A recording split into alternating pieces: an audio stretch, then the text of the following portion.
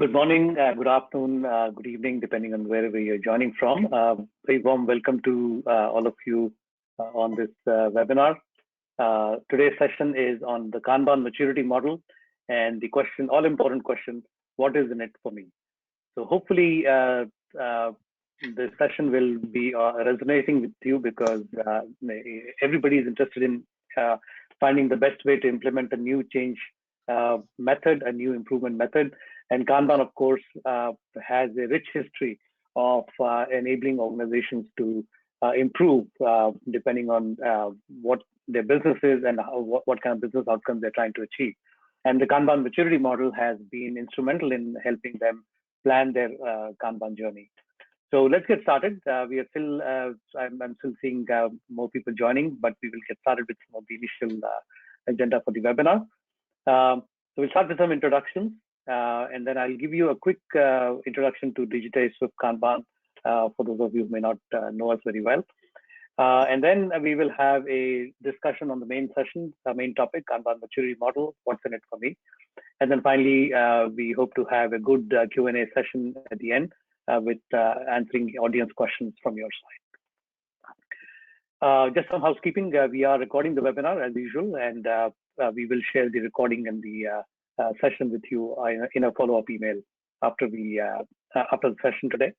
And as far as questions are concerned, you can ask the question using the Q&A box that you should see on the right side of your screen on the GoToWebinar panel.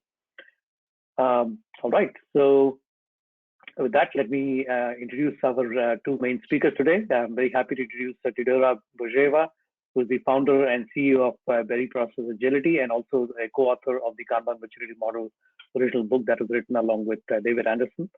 I'd like to introduce Anna.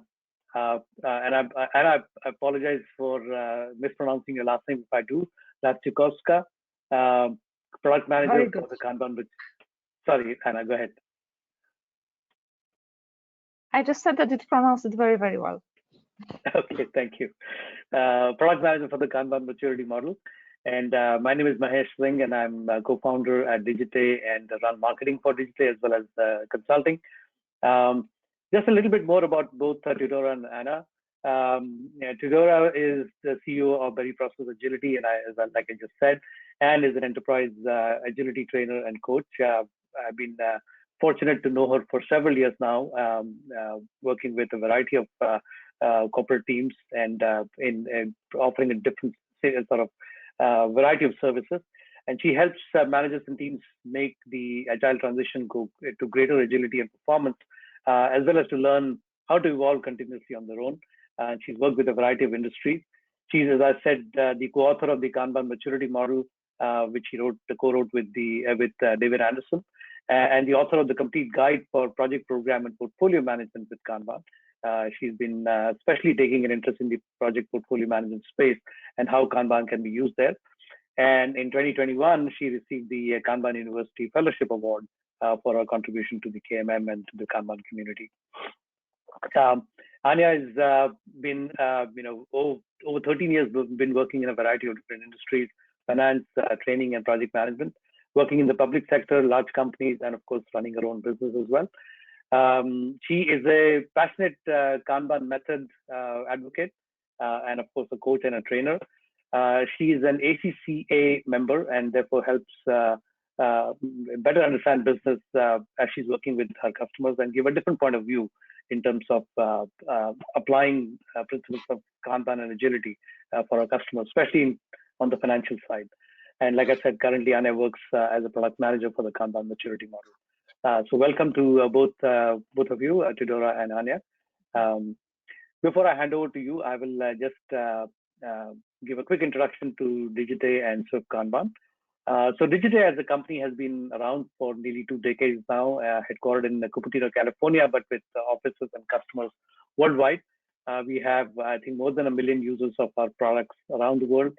And we cover lean, Kanban, agile project and portfolio management, value stream management, and DevOps, just a variety of different applications.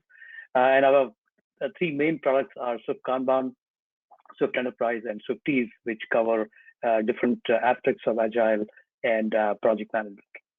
In particular, Swift Kanban, which is our flagship product for lean and Kanban applications, I think we probably have about 70 or 80% of our user base that use us for software and IT. But we also have a very good number of customers that use us for non-IT knowledge use, such as marketing or HR or legal and things like that. And so we have a fairly wide coverage of various business functions. We are particularly known for our project and portfolio management capabilities, especially with the enterprise services planning body of knowledge of Kanban, where we provide just a variety of different capabilities in terms of portfolio management, in terms of building and modeling different types of work hierarchies, whether it is in the context of portfolio management or in agile development. We provide some interesting capability in our ESP module with risk profiling, demand shaping, and so forth.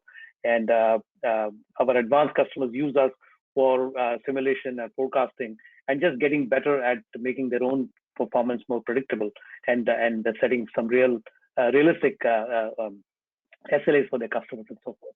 So we have some very powerful capabilities, as well as some very intuitive and easy to use capabilities in the project portfolio management space. We have always been known for our analytics. We have a rich set of analytics that our Kanban capabilities provide, Kanban software provides, and that comes as part of the base software Swift Kanban offering. We, of course, integrate with a variety of different tools.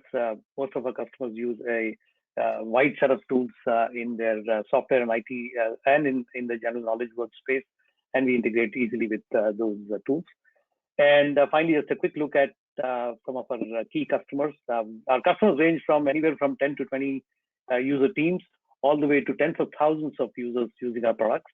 And you probably recognize a few names here, and some names that may not be so recognizable, but we just have a fantastic sort of coverage in terms of the overall use cases that our products get used for.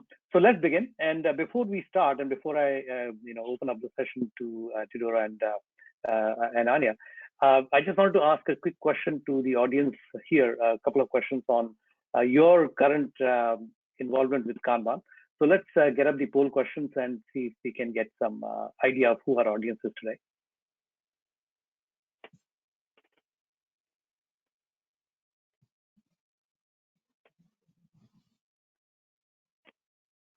All right. So firstly, we just wanted to get an idea of how familiar you are with Kanban. How many of you are new, and how many of you are experts, and so forth, could be teaching a Kanban class right now. So let's take a quick poll on the audience. And I see some names that are familiar in our audience. Thank you for joining today. And some of you who are new. We'll give a few more seconds to get a full response.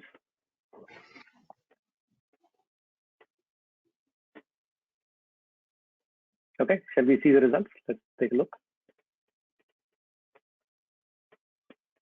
Okay, so Theodora and Anya, hopefully you can see this poll result screen. So we have about 50% of the people who are new or more advanced, but still new.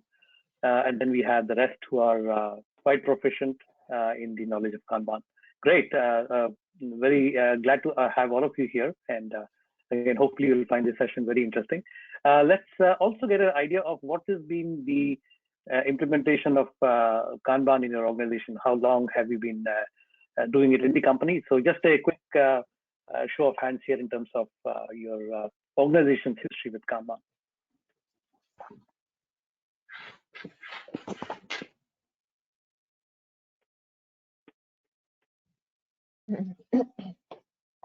It's always quite interesting to see the different sort of audience profile for different webinars that we do in their journey. One of the things that we have seen regularly is that in various agile and lean polls, that industry polls that are published and surveys that are published, that there is still a large number of companies that are just getting started with their agile journey or their Kanban journey.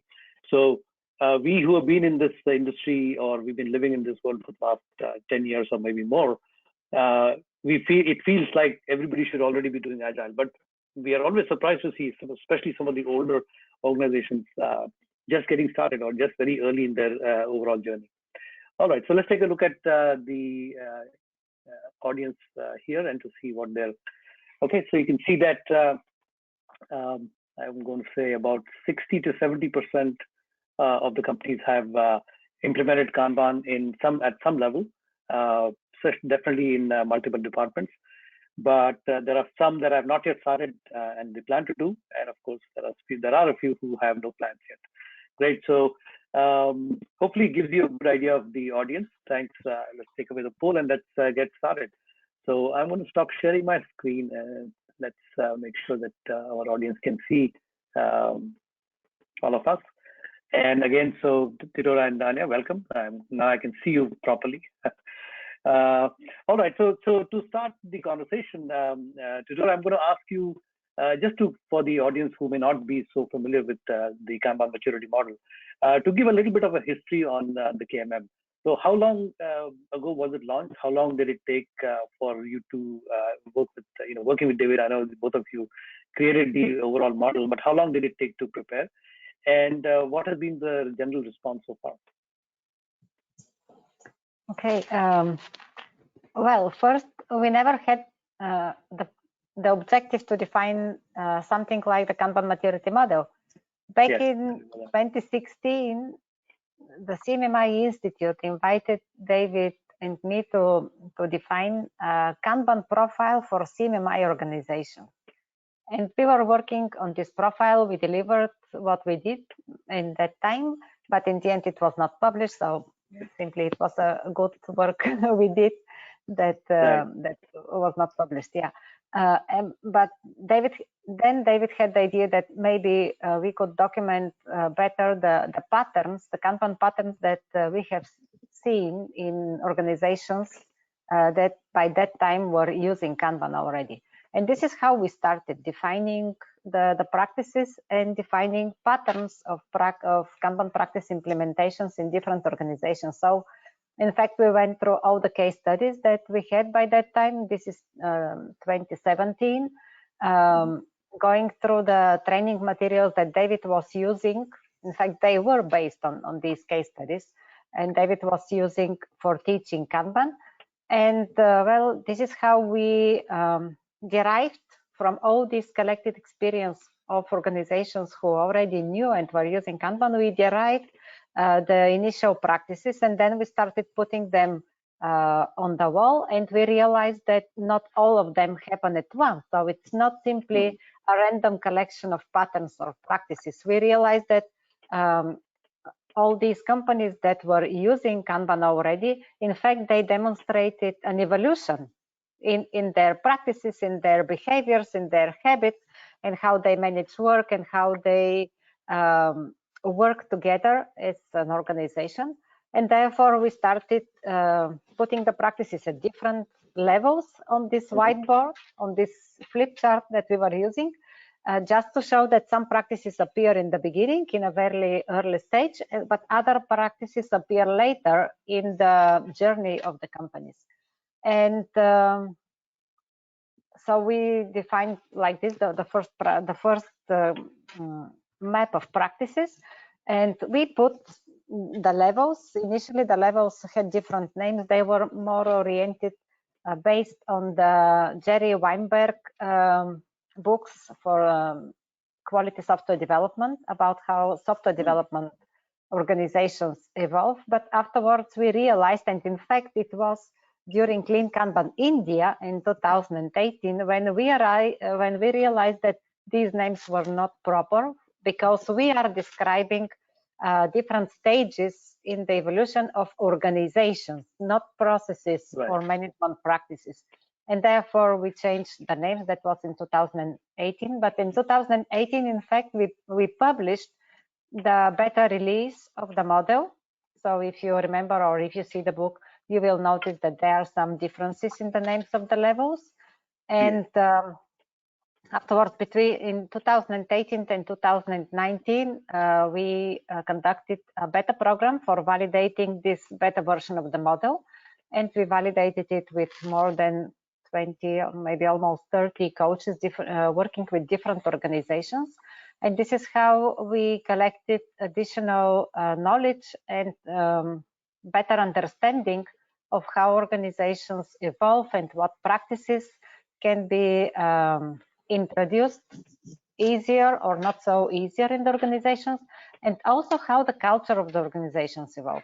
And in fact, this is what contributed to defining the final shape and focus of the Kanban maturity model. And nowadays, the Kanban maturity model, Anya is going to tell you how it evolves, because it evolves greatly. But nowadays, the Kanban maturity model is a model that can be used as a roadmap for helping organizations to become more adaptive to changes in their environment, in their product or service development environment, in their business. A roadmap also for evolving the culture, the habits, the behaviors of the organization. So I think this is how I would summarize the Kanban maturity model. And something very important is that this collection of cultural values and or behaviors and management practices always contribute to delivering better outcomes, better business outcomes for the organization. And especially now during the pandemic, we see that companies, we have very good examples of how companies who use the Kanban maturity model for evolving their culture and management practices demonstrated greater resilience during the pandemic. So that was the greatest, it's a little bit sad, but the greatest test for the model, whether it really helps the organizations not only to become more agile, but to become resilient in these extraordinary situations that we are living. Yes, yes, I agree with you that it is a tough way to learn a new lesson or a new way to grow, but it has provided valuable lessons to just a whole variety of industries and probably to the entire humanity in many ways. So great, thank you. That was a great summary of the model itself and the history of it. And based on that, I have a couple of follow-up questions, but we'll come back to that. Anya, I wanted to ask you as well, how long has your association been with KMM? When did you join in? Before I start answering, I need to excuse you for 5 seconds. Sure. Okay. I didn't know that my question was going to drive her away. All right. So let me ask you this, Theodora, since Anya's, there she is. Okay. Maybe a bit more than 5, but I didn't prepare myself. Apologies for that. Because when Theodora started to talk, I realized, oh my God, I'm not prepared. So I wanted to show you these two beautiful things. So this is something that Theodora was talking about. So this is, for those of you who know, this is the first version, the navy blue or this dark purple of the Kanban maturity model. I have it here. This is our version. Yes, you have it here, of course. And this is our second version, so KMM 1.2. And we always show it like this, because what David keeps repeating is that, this book here, this is just the appendix in this book, which is not true, not 100% true, but this is how it looks. So it also shows that the way that KMM went through, actually within a bit more than 2 years, because the first version, this was 2018, as you said, Theodora, and we published the KMM 1.2 in 2020, so almost a year ago. So in 2 years, it grew so much, and it brings a lot of new value. But before I talk about it, my journey with Kanban, a few years, and I really started with practicing Kanban. I was struggling with very waterfallish organization, like super old organization, 200 years old. And people who work there work for like 50, 60 years in the same organization, which was like totally crazy. And we knew we cannot install new processes, like huge changes. We need to look for something a bit more delicate, more diplomatic. And my colleague showed me, Anya, just take a look at this Kanban thing. Yeah, so we started to look at it and said, oh my God, this is it. Yeah, And we thought, okay, maybe we need to take a class. Maybe we need to take a class. But back then in Poland, it was very difficult to take the class. So I was looking for, teachers in Belarus. I was looking for teachers in UK. But finally, we found a teacher in Poland, Paul Klip. So big thanks to him, who taught me the basics of Kanban. And this is how it started. So I just started doing it, and I still keep repeating to my students, even today in the class, guys, just start doing it. Okay, this is how you learn the most. And then just go to the class and learn what you are missing. And yeah, I just fell in love with Kanban. I always say, when you start doing Kanban once, you just cannot leave it. Yes, it's a habit, it's addiction even. So Kanban is really great, and it even helps my family and my daughter, who is now 5 years old, and she's doing Kanban too. So you can start at a very small age. But enough about me and my Kanban journey. So now the journey of the KMM. So Theodore already gave you this great story, which I wasn't totally aware. So this is something new for me also. So thank you very much for that. Because I always say, yes, and I keep telling people that this came from the CMMI. So there is this heritage in CMMI, but I didn't know the story. So this is really, really great. And so what we observe right now in terms of the growth of the Kanban maturity model is that it's much deeper in terms of the cultural stuff and this whole managed evolution stuff and evolutionary change. And so I believe Theodore can confirm that this is something what brings real and very deep value to me. The first Kanban maturity model was about the practices, so super helpful, very, very pragmatic. And KMM 1.2 gave us these additional things that are required to install these practices in the organization. And something what we keep observing, we drop the practices sometimes to the organization, to teams, departments, and just nothing sticks. And we know what's going on. It looks so logical, it should work, but it doesn't work. What's wrong? And then KMM brings us this additional value, this additional information, why it doesn't work. So you are just doing overreaching, you try too much, you try too early. This organization is not ready for it. So this is a great value in KMM 1.2 that they found in there. So any coach, any practitioner, any consultant working with and in organization should really read it, because it's not only about Kanban. I would say it's a book about people. So how we behave, how we react to the change, how we react to what's going on around us, and how we find ourselves within the bigger picture of the organization. And it's every single time you need to do it from scratch. You just cannot take the pattern and apply it to every organization. And KM helps you with that. So what there are some elements missing in KMM 1.2. The one I would like to talk about that Mahesh was also asking for is the leadership material. Right. So this is something what David is working on right now, but this is the piece that is missing in the KMM 1.2. We are very aware of that, and this is a very important missing piece. Because what we see there is the maturity of the organization, which is very important. I normally added also to it the maturity of the individuals, which may be something different. You may have very mature organization, the first glance, but then you go deeper and you see that some individuals in this organization really require some additional work, individual work. Or the other hand, you have individuals coming to organization, with huge, great ideas. They would like to change the world, but organization is not ready for them. Right. And this third element is the leadership maturity. So you will find a lot of similarities in terms of leadership and organizational maturity, but without good mature leadership, organization will be blocked in terms of how it's growing. And this is something what David is being describing right now. So you can already find some materials about it, which are written down. You can find some even videos that we present, but there is still a lot of material to come, and this is the plan for the next year. So 2022, you should see much more materials about maturity, leadership maturity. And I would like to show you just one more thing So this is the moment when I share my screen just for a minute. And Mahesh, for any reason, I cannot share my screen. Can you You please need check? to be my presenter. Okay, you should see it now.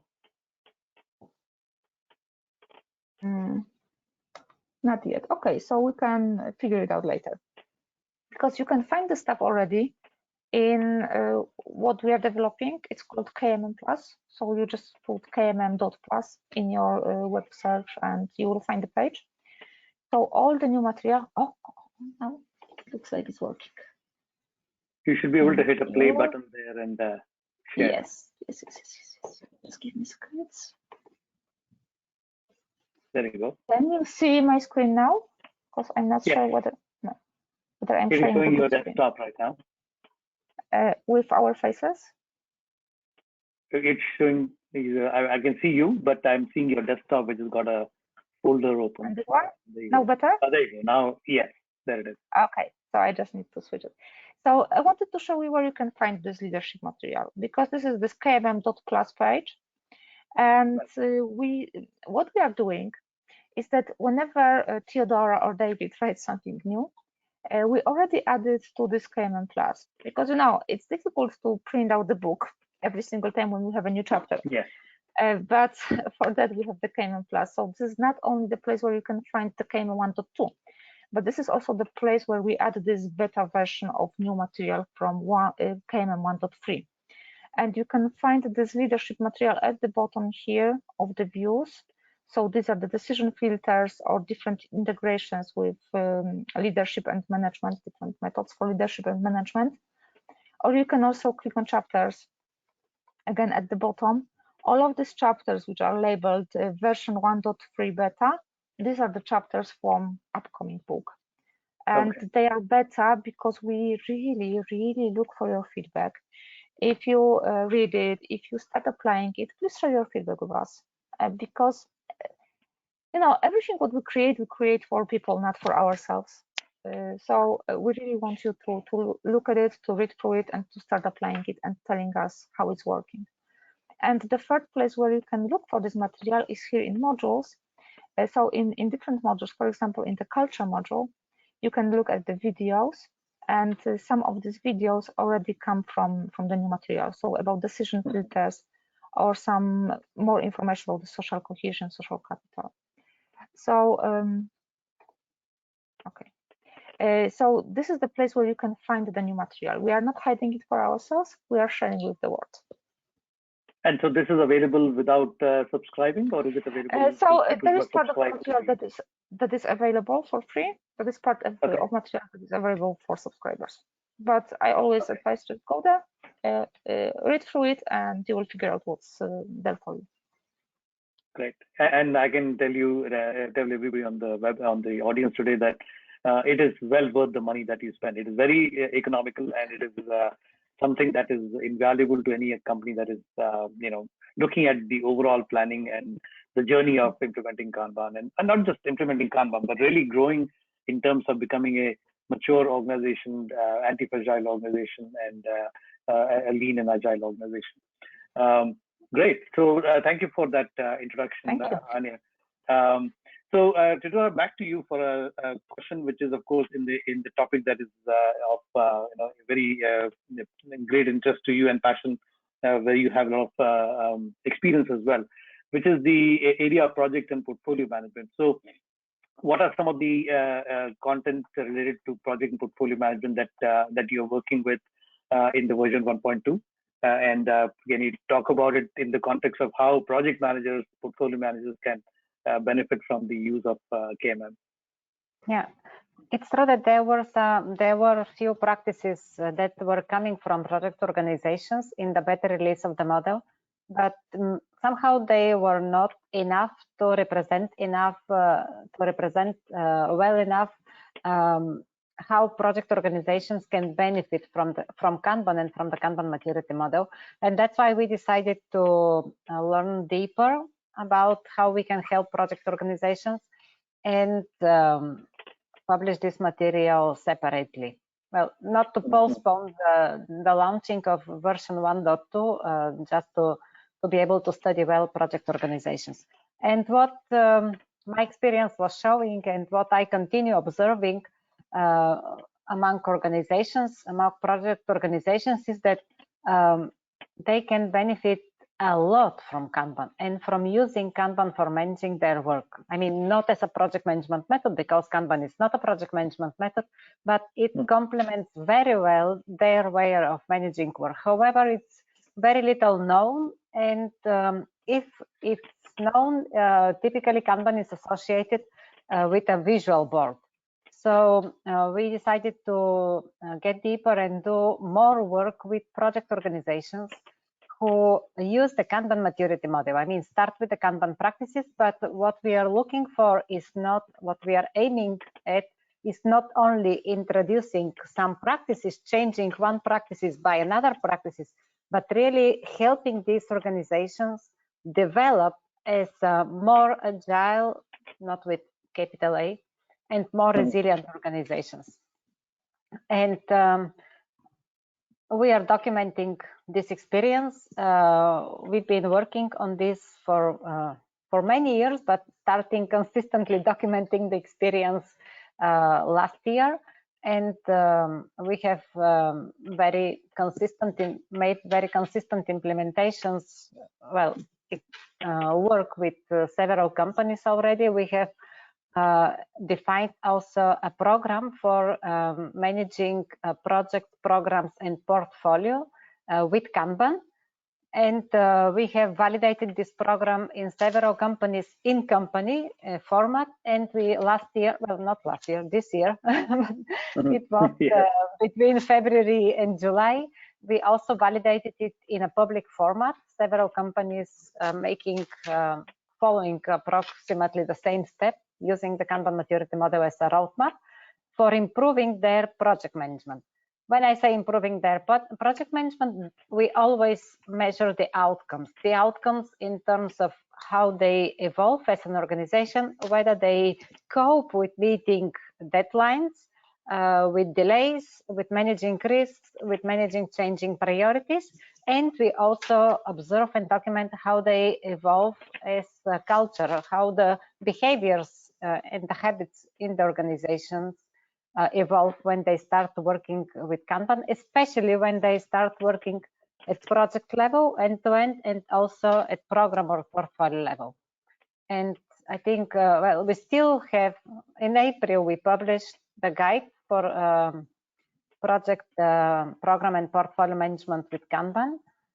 It is fully compatible with all the content that PMI is developing and publishing with the 7th release of the PM book. And this is very useful because, of course, there are many, if not most of the project organizations follow PMI, use PM book, and they are really happy to see and to understand that Kanban does not contradict with what PM book, the 7th edition of PM book suggests. Even the opposite thing happens. It makes their life easier. Easier, yes. Yeah, and yeah, so we continue studying this in this field and documenting the experience. And I hope that next year we are going to have more detailed guidelines for project organizations. So currently, is there any sort of a formal, I don't know that you can talk about it in open forum anyway, but is there any formal agreement or a tie-up between Lean Kanban, Kanban University and the PMI? Maybe I'm not the right person to ask about this. Okay. I'm not sure. Maybe Joy Spooner would answer this question better than me. What I can ensure is that using the Kanban maturity model in project organization is absolutely valid and well accepted effort. And something else, project organizations accept this idea of evolutionary change and creating a deeper understanding of how they work, of their processes, how they manage work, together with evolving the culture of the organization very well. In fact, they are looking for this. For them, because especially organizations who are larger and manage long duration or very complex projects with many stakeholders, long duration projects with very high budget, for them it's really very risky to adopt an approach that suggests a radical change to the processes and to the structure of the organization. This is too high risk for such organizations. But they welcome very much, they really embrace the approach of starting where you are, visualize the work, create this deeper understanding and shared joint understanding of what is the status of the work. In fact, they have all their project status report directly on the board, and they have all the risks directly on the board.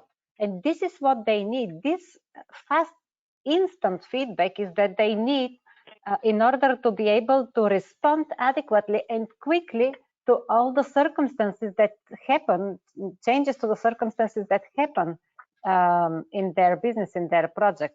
And they really appreciate this a lot. And during the pandemic, we have seen companies who are barely visualizing their work at functional teams or specialist teams and maybe project level.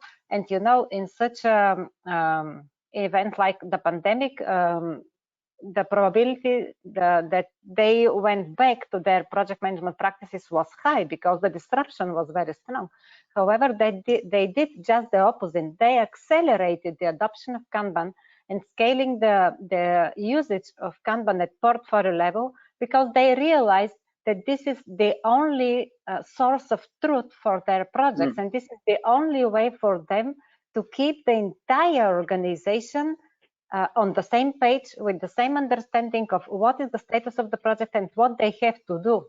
And especially for multinational companies working in different continents, that was what saved them and what helped them survive in the pandemic. So this is an example of resilience Absolutely. in the organization. And I should add to that one of our customers in South America, and you know that Brazil, for example, has been very strongly impacted by the COVID pandemic. As having many other countries, Brazil being one of the bigger countries, has had a very strong impact. And one of our key customers there, they completely used their implementation of Kanban and OKRs and portfolio management to completely turn around the company from being a physical organization to a completely virtual organization, virtual e-commerce. So they are a physical e-commerce organization. They completely became a virtual e-commerce organization. And for a company like that, which lives in the traditional brick and mortar world, to completely go online and be able to grow from there and still remain one of the largest, and if maybe the largest company actually in the country, is a amazing validation of the benefits of Kanban and its applicability to portfolio management and the project management principles that these companies follow, and how it made it easy for them to propagate it throughout the organization. So the visualization is itself a huge thing, but also the other aspects of Kanban which make it easy for people to adopt it in what they already do. So without changing anything, they can just implement principles of Kanban to just become more effective and more predictable. Makes it so much easier. Yeah. Wonderful. Wonderful. So I mean, I certainly we have always felt that there are two main communities that we believe Kanban is a great offering for. One is the Agile community, which has been working with the sort of older Agile methods, whether it is Scrum or XP or others, and for them who are now looking to improve further from what they have already been able to improve with Agile, Kanban offers a variety of different ways to get to the next level in terms of their agility, in terms of their delivery of value. The other community has been the project management community, the PMI. And so it's really great to see this work because they are also struggling to deliver projects successfully. And we listen to project managers in a variety of industries, especially the traditional industries like oil and gas and engineering and manufacturing and so forth. And the challenges of project management are very real. And so I believe truly that Kanban can help really work together closely with the standard project management practices and make them much more effective in the way that they are able to run those projects. So I think they would definitely benefit from the entire work that you are describing here. Absolutely. Also, let's move on. We have about 20 minutes left. I want to take 5 more minutes in our own discussion, and then I want to open it to the audience for any questions from their side. Anya, you were going to talk a little bit about what is going to be coming up in the coming year on KMM, including something about appraisal. So if you can share your thoughts there on what is coming. Yeah, very shortly. But first, again, I need to follow up on what Theodora said, because it's behind me, so I need to go like this. Oh, can you see this beautiful piece of art? Can you see it? Yes, this is project, products, and portfolio management with Kanban, and this is something what you can get. You can print it out and you can put it on the wall and show it to your managers. Guys, this is how we do our work right now. So this is what Theodora was talking about. But I have also another piece of work here, there. This is the poster that you can also see behind Theodora. And this is our, yes, thank you very much. So this is our practice poster, our practice map. So when Theodora was talking at the beginning about the evolution of the KMM and mapping these practices, this is like result as of today. Yeah. But it can be a bit overwhelming. So you just stand before in front of this poster, and it's like, oh my God, it's more than 150 practices. What am I supposed to do right now? Which one? 150, or maybe just 10? Which 10? Which 20? And this is something what, if you keep reading it, if you keep learning about it, it becomes very obvious what you should do next. But it comes with experience. As I said, at the first glance is very intimidating. And that's why this is the feedback that we hear, that guys, this is great, but it's too much. I don't even know where to start. And we are working on the answer for it. And the working name is the KMM Appraisal. So this is a tool which is aimed to help coaches, consultants, or even the Kanban practitioners, Kanban trainers who work with organizations to assess the organization and to be able to go through these practices easily. So the UI will be a bit better than just one huge poster, and then to see where we are currently, which maturity level, where our practices are the most dense, because it's not that easy that we say, okay, we have all practices from maturity level 1, we are maturity level 1, cool. Normally what you see is that the practices are spread around this practice map, and sometimes people see practices from maturity level 0, 1, 2, and 3, and maybe some practice from maturity level 4. So what is my maturity level? So this KMM appraisal tool will be there to help you with this initial appraisal. I don't want to use the word assessment because it's like a bit negative. So appraisal, so just to see where you are, and then based on where you are, using the knowledge from the KMM, you can plan the improvement of this organization to take it to the higher levels, to transition from, say, level 1 to level 2, from level 2 to level 3, to do it in a proper pace for this particular organization. And this KMM appraisal is right now in very early stages of testing. This is something what we shared with some of the coaches, some of the consultants who are right now using it in their organizations and who share the feedback with us. So it's right now very, very manual. We would like to make it more online, so probably an application or something that will be compatible with KMM Plus, so that you can use the appraisal for your organization, and then you can find the proper reference and guidance in the Kanban maturity model. So this is another thing for the next year. The next year looks very busy already, and I need some rest in December. So do you have a rough approximate timeline of when it is going to be? No, I don't, because we have a small concern around the appraisal, and this is something I would like to share with you. So what we are afraid of is that the appraisal methods or the appraisal itself may become the vanity metric. So the organization will just take this tool, they will do the checklist. Okay, I have this, and this. Next year, next year, in 2 months, I want to be here. Yeah.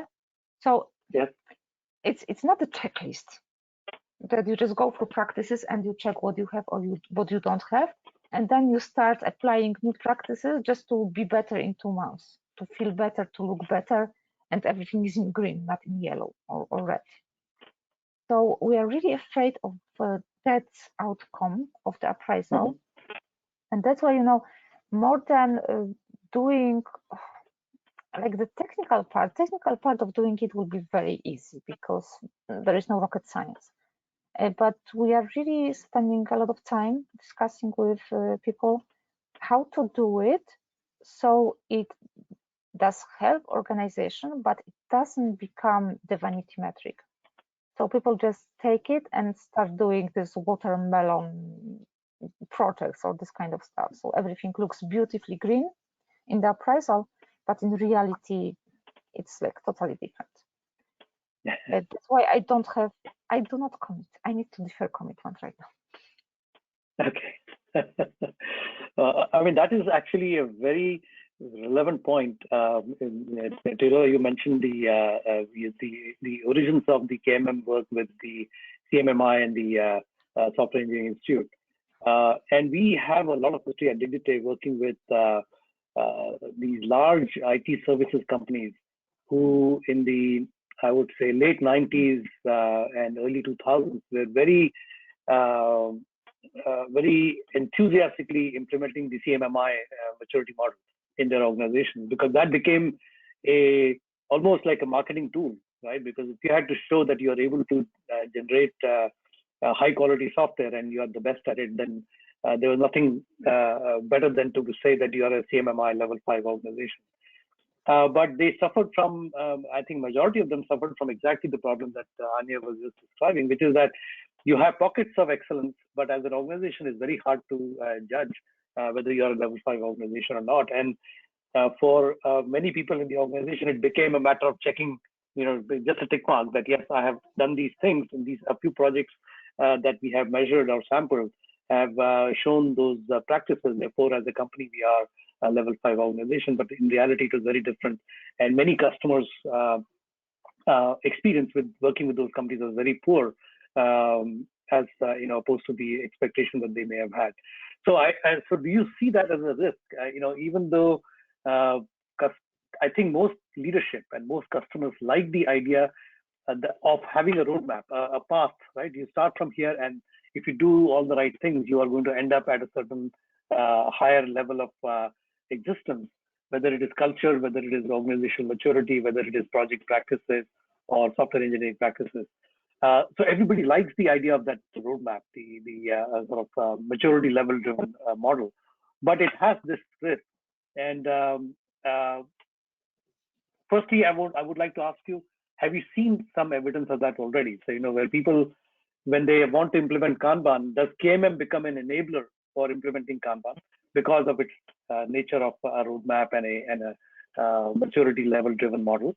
And secondly, have you seen implementations where it has been a challenge because of the leadership adoption to it, simply because it's a roadmap? I think I agree that the risk of accepting KMM as a checklist is a big one. I hope we never see this. At least I will be a lot disappointed if a company start using the Kanban maturity model as a checklist. To me, and the intent of the Kanban maturity model is not to be a checklist. It is to help organizations develop their agility and resilience. But it is true that if companies don't know where to start,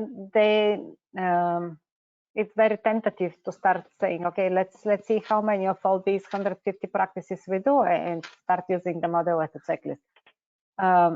I think the appraisal method would help.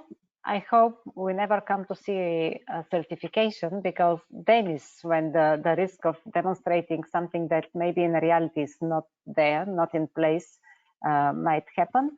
But companies like, when they understand I agree with Anya that maybe seeing this poster is a bit or a lot intimidating, but when companies and people understand how to use it, they see that it's not so scary, and they start using it as a roadmap. So all the companies we've been working with since 2018, when we published the beta release and did the beta program, and after the beta program, use the model as a roadmap, so it is very strongly validated. And I never communicate the Kanban maturity model as a checklist. I do not recommend it. Of course. And what I see that companies, especially senior level management, likes to see that there is a method, that there is a body of knowledge behind what we are recommending as a journey for the organization. And they can figure out what they can expect about their organization if they take this journey. And I think this creates credibility, especially because the Kanban maturity model is based on real life experience. It's not simply a model that is invented. It is really based on real life experience, and when properly explained, I think it gives credibility, and it helps organizations see how they can evolve and what they can expect during this journey. Right. And a bit theoretical thing to add, but this is something what we are teaching, and just came to my mind when Theodore was talking about it. That in the class we keep repeating that KMM is not the model of Kanban that matures, but the organization that matures. And people ask, okay, I don't have Kanban, so can I use KMM? Yes, you can. So even if you don't know this model, just look through it, because you will realize that even not having Kanban, you are able to already do a lot of things with it. And you already have a lot of these things in your organization. You just need to realize that they are there, and KMM will help you, will guide you through how to be better, and not necessarily doing Kanban only. Yeah. In this sense, I fully agree with David. When we realized that it was in fact a maturity model, it was an organizational model, but we could not simply put the name maturity model. And the most appropriate name is Kanban maturity model, because one of the pillars of the model are the Kanban, come from the Kanban practices. And we had a lot this question in the beginning, and David was saying, if we didn't put Kanban, it's true that it's not about implementing, how to implement Kanban. But on the other side, what is the most appropriate name for this thing? I have no idea, but it's a good name. No, it's a challenge, and I empathize with you. We have seen many of our customers struggle with it in their own journeys with the CMMI, and this similarly has the same kind of risks and challenges. But I believe that the KMM gives a very different capability to people who are talking about Kanban and people who are trying to influence leadership behavior and trying to help companies to improve and grow. It gives them a very powerful method and a powerful set of tools to explain how something like Kanban can actually help them grow, and therefore the reasons to look at Kanban on the one hand, and on the other hand, simply explain business maturity, business behavior to help the companies understand where they are today in their overall evolution as a company, as an organization, and where they can be if they were to follow the principles that are laid out in the Kanban maturity model. And I truly hope that the people who are communicating this are doing a great job of not presenting it as a pure checklist or a roadmap, but as a model for growth and model for long-lasting success of organizations. Just a couple of sentences. Chapter 2, 3, and 4 of the book. The first 3 chapters of the book describe the characteristics of the organizations, how they evolve. So companies, we define this, and in this chapter, only in the end of the chapter, Anya can show you, there is a section about Kanban patterns. But in fact, these are chapters about the characteristics of the organization. So if you don't want to read about the Kanban patterns that you might see in this organization, read the other part, the initial part of this, well, the biggest part of these chapters, and think whether you want to see your organization with these characteristics, whether do you want to see your organization growing in this way. And if you want to achieve it by another method, okay, go ahead. But it's about the organization. Simply, we can show you how you can achieve this using the Kanban practices, always in combination with developing the culture. I mean, it's not only the Kanban practices, always in combination with the culture. Yes, to me also, practices are so general that you can apply them like everywhere. Yes. Thank you. Maher, sorry, I interrupted you again. Apologies. No problem. I was going to say that as a result, I believe from what Tudor was saying earlier, that it should be, I would think, the perfect icebreaker for taking this topic with leadership, because this is where the main, I mean, all consultants and all the coaches that we talk to, their biggest challenge always is breaking through to the leadership, because that's where the acceptance of something like this as a change needed begins. And if they believe it, if they understand it, then it becomes so much easier to fund, to provide budgets for these kinds of initiatives, and to really do it in the most effective manner. So I believe that the KMM provides that language for approaching the leadership and talking to them about it. I'm going to ask the audience again for some questions. I have one question from Tioga, and Tioga, I'm going to bring you online. Your question is long, and I want to make sure I don't misread it. So I'm going to unmute you here, and if you would like to ask the question, that would be really great. Okay, so you can, I think, there you go. Yeah. Hello, Anna and Theodora and Mahesh. I hope you can hear me. Yes, well, I hope you all well. I had the pleasure to be in a class with Anya, and I have a question which I'm not going to try and challenge too much, but I think this came also in the class, but I didn't formalize it very well. There is nowadays a very big dependency on digital tools, and this is something that I've noticed during the implementation of Kanban with the KMM, is that there is a certain level where we arrive at that the digital tool limits our progression and evolution in enabling certain practices that the KMM describes. And my question is, what would be the most common solution that you've seen companies implement to circumvent the digital tool limitation? Obviously, one that is an obvious one is we would acquire a different tool that would enable the adoption of the practices of Kanban. But if that is not the first option, what can be done? I can try to answer this question. I assume that Anya already knows the case and has tried to answer it. I would say I was expecting something different, honestly, from this question. I was expecting something that the digital tools help implementing the Kanban maturity model. But when I listened to you and to the end of the question, I realized that, yes, dedicated Kanban tools like Swift Kanban, I'm sure that they help. Not I'm sure, I know that they help because I know companies who use these tools, and they help a lot in the introduction and the implementation of even high maturity or deeper maturity levels practices of Kanban. Yes, there are tools, I agree, that limit this implementation. What can be done in such a situation? Revise the decision of the company to use and see whether they can start using a dedicated Kanban tool like Swift Kanban, or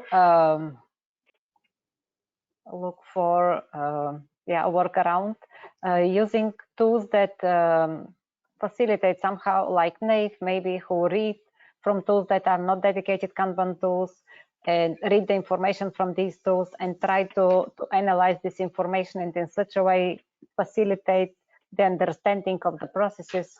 But yeah, I think that with the growing of the organizations, they also have to come and understand that there are tools that support the growth of the organization to some extent, and afterwards maybe they have to seek for other solutions. So